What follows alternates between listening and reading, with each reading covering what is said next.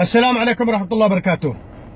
اليوم معانا موضة جديدة، مسيرة البطون الخاوية.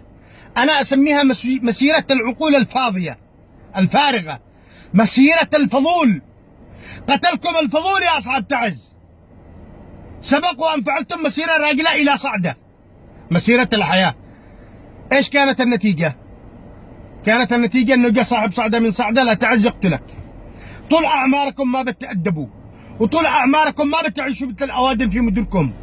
التفتوا لأنفسكم، لازلتم تدفعوا ثمن مسيرة الحياة إلى اليوم. 3 سنوات وأنتم تدفعوا ثمن مسيرة الحياة. أنتم وحدكم يا أصحاب تعز اللي ما استلمتمش رواتب. اليمن من شرق إلى غرب ما استلموش رواتب.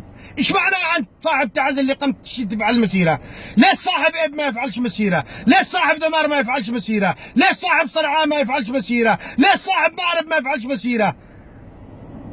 متى بتوقعوا أوادم؟ متى بتوقعوا محترمين؟ متى بتلتفتوا لأنفسكم ومدينتكم؟ متى بتعيشوا مثل الخلق ساكتين في مدينتكم؟ شارحين عدن ندور رواتب، عدن بطيز الحمار الداخلي، عدن تفور مثل الكتلي، وانتم قتلكم الفضول شارحين عدن. شرا حبوبكم. كان الاولى بعبد ربه منصور هادي انه يقول محافظ تعز. محافظ تعز ما حدش جارين باي لو كان ده مخزن ولا فعل شيء. ايش الذي قدمه محافظ تعز؟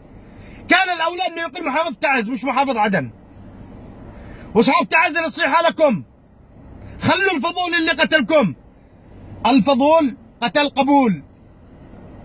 3 سنين وانتم تدفعوا ثمن مسيره الحياه، ومكانكم ولا انتم راضين تهدؤوا. الله لا وفقكم.